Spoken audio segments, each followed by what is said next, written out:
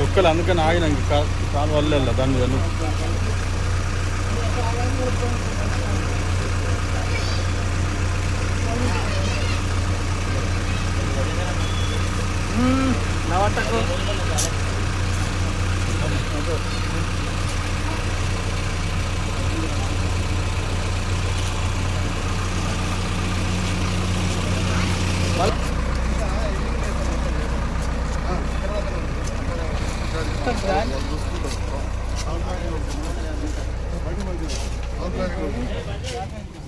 చేయిస్తేనే అదే పని కదా చూస్తున్నది. ఇది ఇంజక్షన్ బాబు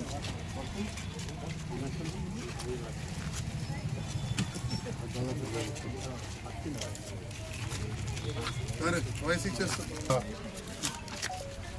పట్టణంలో జరుగుతున్న నిరంతర అభివృద్ధిలో భాగంగా ఈరోజు జగిత్యాల పట్టణంలోని 3వ వార్డు 4వ వార్డులో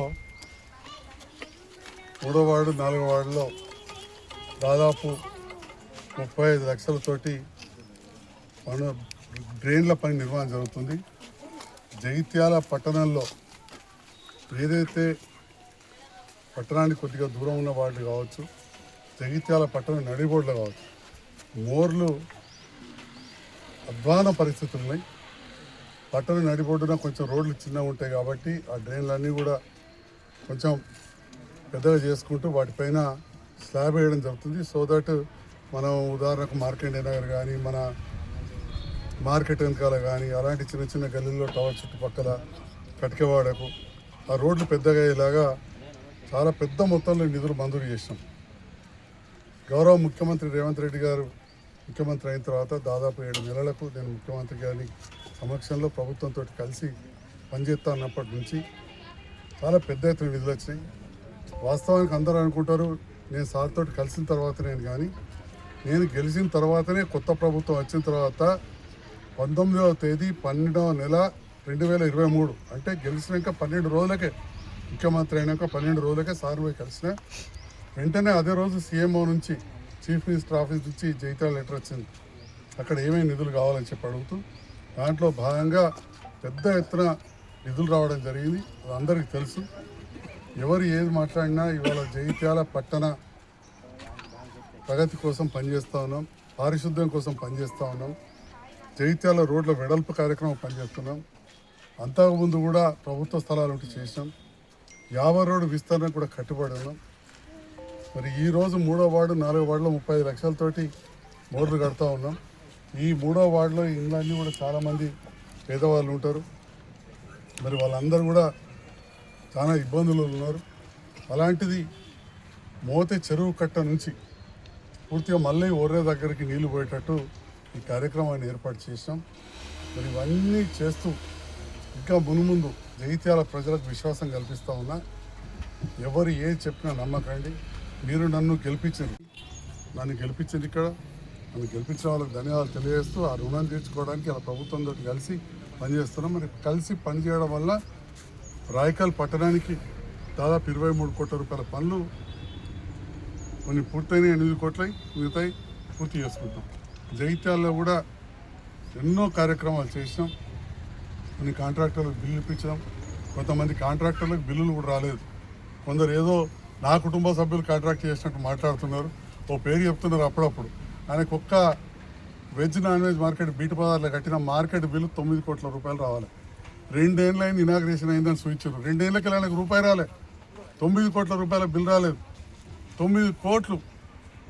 మరి ఏదో అందులో మాకు మిగిలినట్టు కమిషన్లు వచ్చినట్టు మాట్లాడితే నాకు నవ్వుతుంది. మిషన్ బయట పనులు డబుల్ బెడ్రూమ్కి వేస్తే ఇంకా 4 కోట్ల బిల్ రావాలి ఆయనకు. ఒకవైపు బిల్లులు రాక కొందరు కాంట్రాక్టర్లు ఇబ్బంది అవుతూ ఉంటే మాట్లాడుతున్నారు. కాంట్రాక్టర్లలో ఇక మరి ఒక పేరు చెప్తున్నారు కాబట్టి మరి నేను కూడా చెప్పచ్చు.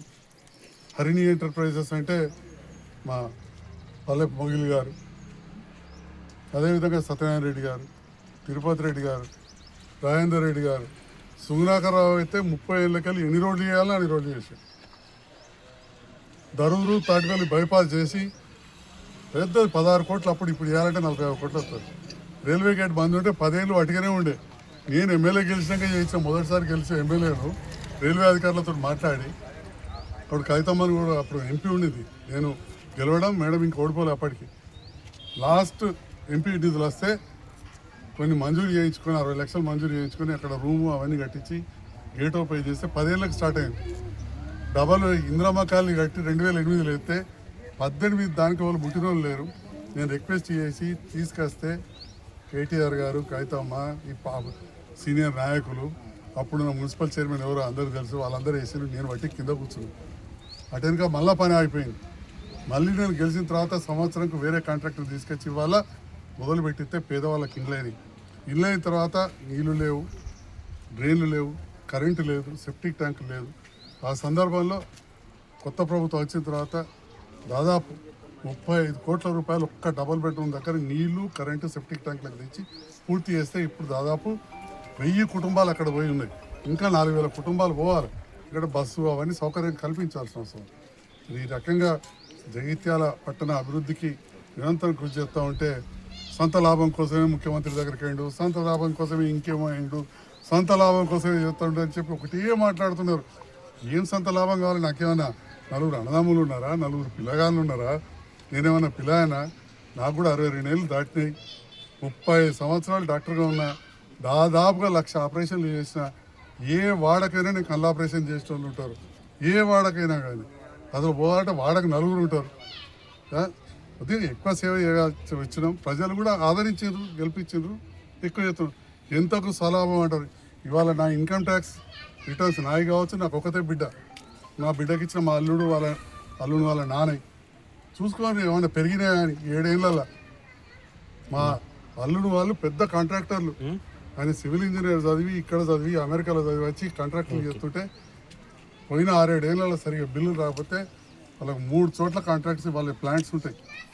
అందులో జడ్చర్ల దగ్గర 20 ఎకరాలల్లో పెద్ద ఎత్తున వాళ్ళ బీటీ ప్లాంట్, క్రషరు, ట్రాక్టర్లు ఉంటే మొన్న అవన్నీ తుక్కు అమ్మేశారు. కొన్ని కోట్ల తుక్కు అమ్మేసి తుక్కు కింద అమ్మేశారు. నేను కాంట్రాక్ట్ ఇప్పిస్తలేను. ఆ బిల్లులు ఇప్పించే పరిస్థితి నాకు రాలేదు. అటు ఇటు తిరుగుతూ ఉంటే నష్టపోతూ ఉంటే ఉన్నొక్క బిడ్డ మీకు ఒక కొడుకు, దీని గురించి ఊరికి ఆరాటం ఎందుకని చెప్పి వాడు తీసేసినాం కూడా. ఇంకొకటో రెండో నడుపుకుంటున్నారు. మరి వాళ్ళు చదువుకున్న వాళ్ళు 40 ఏళ్ళకెళ్ళి వ్యాపారంలో ఉన్న వాళ్ళు చేసుకోరా? దానికి ఏదో మొత్తం వాళ్ళ కోసమే నేను చేరినట్టు, లేకపోతే నా స్వలాభం కోసం, నా స్వలాభం నా ఒక్క దవాఖానతోటే ఆ కుటుంబం, నా బిడ్డను, అల్లుని, మనమరాళ్ళు నేను పోషించుకోవచ్చు. ఎందుకంటే నేను రాయకల్లో మాట్లాడుతూ ఒక 10 సార్లు చెప్పింది, రూపాయి పని చేయలేదు బీఆర్ఎస్ నాయకురాలు. నేను రాయకల్లో ఈ ప్రభుత్వం వచ్చిన తర్వాత గత ప్రభుత్వంలో ఉన్న బకాయిలు ఇప్పిస్తూ 3.5 కోట్ల రూపాయల పనులు చేయించిన. రేపు 15 కోట్ల దానికి భూమి పూజ చేస్తున్నాం. 15 కోట్లకు మంజూరు వచ్చింది. 7,20,00,000లకు మంత్రి గారి చేతుల మీదుగా భూమి పూజ చేస్తున్నాం. కాంట్రాక్టర్లు కూడా వచ్చేసారు. ఎందుకంటే నేను కాంట్రాక్టర్లను ఎక్కువ ఇబ్బంది పెట్టా వాళ్ళని. కాబట్టి కాంట్రాక్టర్లు పనిచేయడానికి కొద్దిమంది ముందే వస్తున్నారు. కొన్ని చోట్లేమో ఆగిపోతున్నాయి. నేను ఇవాళ అడుగుతున్నా మీడియా ద్వారా, ఊకే స్వలాభం అంటారు. మా వియ్యంకుడు పెద్ద రోడ్ల కాంట్రాక్టర్ అయినా నేను ఇక్కడ తీసుకొస్తాను. మహబూబ్నగర్లో వారికి ఈ మండలంలో Ramesh and company, పీపీరావు and company వాళ్ళు చేయని మండలం లేదు. జగిత్యాల కాంగ్రెస్ నాయకులు కావచ్చు, బీఆర్ఎస్ నాయకులు కావచ్చు, ఇక్కడ ఎవరన్నా అడగచ్చు. సంజయ్ కుమార్ వియ్యంకుడు, రమేష్ ఫలానా నియోజకవర్గాల్లో వర్కులు చేశారు. అటువంటిది నేను జగిత్యాల్లో 27 కోట్ల రూపాయల డాంబర్ రోడ్లకు టెండర్లు పిలిస్తే నేను వేయించగలిగామని కాదా? నేను దాని దృష్టి కూడా పోలేదు. ఇప్పటికి 3 సార్లు పిలిచారు పల్లెటూరు రోడ్లకు. ఎవరో ఒకరు వచ్చిండ్రు, వాళ్ళకి డాక్యుమెంట్ సరిగా లేకపోయింది. మళ్ళీ ఇప్పుడు మొన్న ఒక 7 కోట్లకి వేసి ఇంక 20 కోట్లు ఉన్నాయి. నేను ఇలా మీడియా ద్వారా చెప్తా ఉన్నా, మీ ఇష్టం వచ్చిన కాంట్రాక్టర్ని తీసుకొచ్చి టెండర్లు వేయించారు. ఎవరు వద్దంటున్నారు? రాయికల్లో కూడా 7,80,00,000 వర్కులకు ఇంకా టెండర్ వేయలేదు. రాయికల్లో 7,80,00,000 వరకు టెండర్ వేయలేదు. మీడియా ద్వారా చెప్తున్నా, నాకు ఏ సలాభం వద్దు. ఆ కాంట్రాక్టర్ నా వచ్చి కలిసి కూడా అవసరం లేదు, పనిచేస్తే చాలు. తొందరగా మీకు ఎవరైనా పరిచయం ఉంటే టెండర్ వేయించి పనులు మొదలుపెట్టియాల్సిందిగా మీడియా ద్వారా మిగతా రాజకీయ పార్టీల నాయకులు పదే సలాభం కోసం అంటుండే. ఏ సలాభం ఉంటుంది? వేరేడైతే ఉండదు. ఎందుకంటే మా వియ్యంకుడు అంటే నా బిడ్డనిచ్చిన అల్లుడు, మా తండ్రి పెద్ద కాంట్రాక్టర్లు కాబట్టి అక్కడ ఏదో బెనిఫిట్ అవుతుంది అనుకుంటారు. వాళ్ళు కూడా చాలా తగ్గించారు, చాలా తగ్గించేసారు. ఒకటేసారి ఎందుకు వట్టికి ఎందుకుంటారు, వాళ్ళు కొన్ని చేసుకుంటున్నారు, కష్టాలు ఇంకా 2 ఉన్నాయి చేసుకుంటుంటారు, కొన్ని వర్కులు చేసుకుంటారు. కానీ గతం కంటే చాలా తగ్గించుకున్నారు. ఇప్పుడు ఇక్కడ ఉన్నాయి నా నియోజకవర్గంలో రైతులకి ఎవరైనా తీసుకొచ్చి వాళ్ళు వేయించుకుని తులసపత్రం అని ఇస్తే వాళ్ళు బాగా అనుకుంటారు కదా నాకేదో వస్తాయని, వాళ్ళని తీసుకోమన్నారు. ఇక్కడ నేనేం వద్దంటారు, 20 కోట్ల రూపాయల రోడ్లు ఉన్నాయి, గ్రామీణ రోడ్లు వచ్చి టెండర్లు వేసుకోమన్నారు. ఆన్లైన్లో ఉన్నాయి ఇప్పుడు ప్రజెంట్, ఆన్లైన్లో ఉన్నాయి. జైత్యాలయ కూడా ఉన్నాయి 62.5 కోట్ల. Yes, let them comment do the work.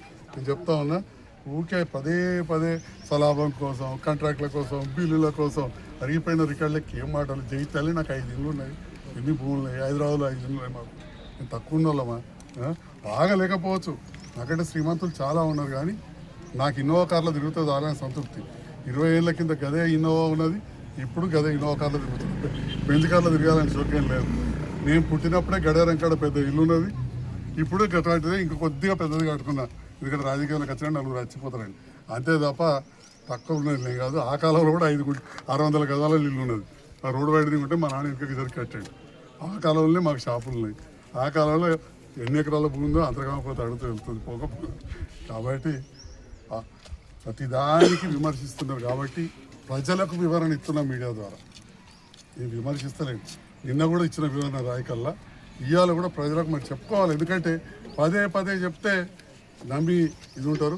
రెండవది, ఇప్పుడు ఎలక్షన్లు వచ్చినాయి, ఒకళ్ళకో పార్టీ టికెట్ వస్తుంది, వాళ్ళు చెప్పుకోక ఏంటంటే ఎటువంటి నేను ఎవరికో ఒకరికి చేస్తా కాబట్టి వాళ్ళని ఓడగొట్టుతుంది కన్నా నా మీద పట్టగలుగుతారు. ఎందుకంటే నాకు మంచి పేరుంటే వాడికి వెళ్తాడు, లేకపోతే ఆ సోదరికి వెళ్తుంది, ఆ తమ్ముడికి వెళ్తాడని చెప్పి నాకు బురద పూసే ప్రయత్నం చేస్తున్నారు.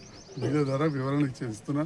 నమ్మిన వాళ్ళు నమ్ముతారు, నమ్మిన వాళ్ళు నమ్మరు. కానీ నాకు ఉన్న విషయం తెలియజేస్తూ ఏదున్నా నిరంతరం జగిత్యాల పట్టణ అభివృద్ధికి అంకితమవుతాం. ఖచ్చితంగా వచ్చే సంవత్సరం 2 సంవత్సరాల్లో ఇప్పుడు వచ్చిన నిధులతోటి మెయిన్ రోడ్లు అన్ని డ్రైన్లు అన్నీ అయిపోతాయి. తర్వాత యావర్ రోడ్డు విస్తరణ కూడా జరుగుతుంది తెలియజేస్తుంది.